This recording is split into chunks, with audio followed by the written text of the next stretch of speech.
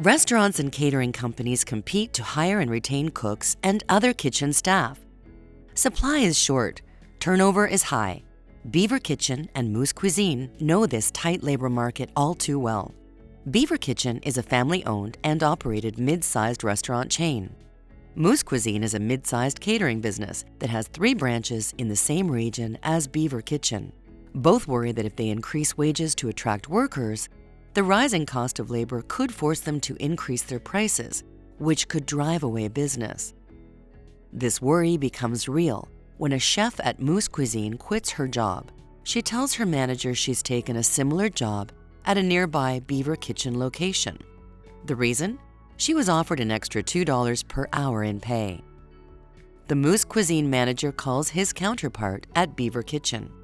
They talk about how uncertainty with their workforces makes their jobs more difficult.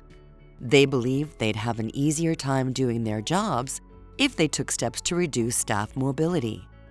So they agree to pay new employees no more than a set wage and not to hire workers from each other's businesses. These managers have broken the law.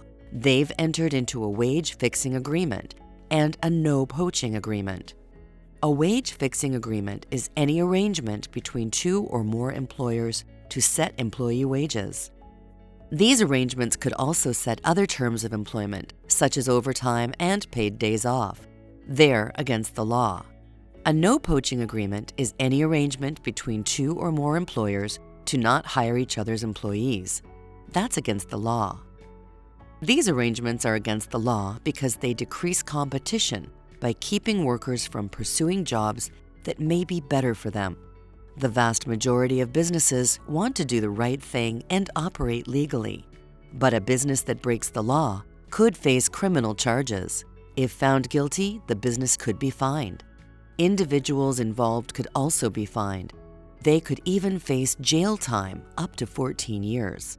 A business or person that breaks the law could receive immunity from prosecution or leniency in sentencing if they end their involvement in illegal activity and cooperate with the Competition Bureau's investigation. Don't let things get that far.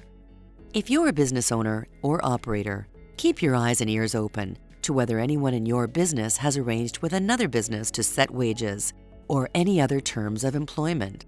Same thing goes for anyone in your business arranging with another business not to hire each other's employees.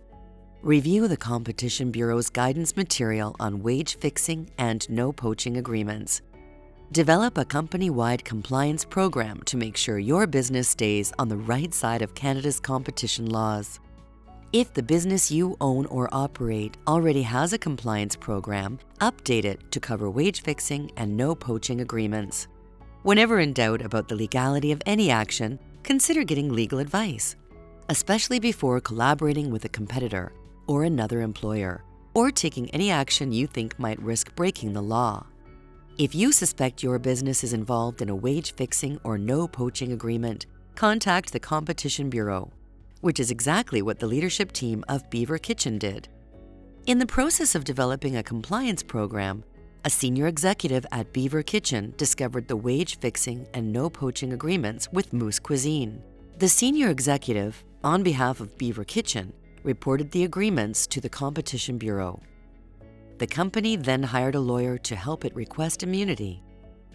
The Beaver Kitchen leadership team also ordered its manager to stop this conduct and informed all its managers to avoid entering into wage fixing or no poaching agreements.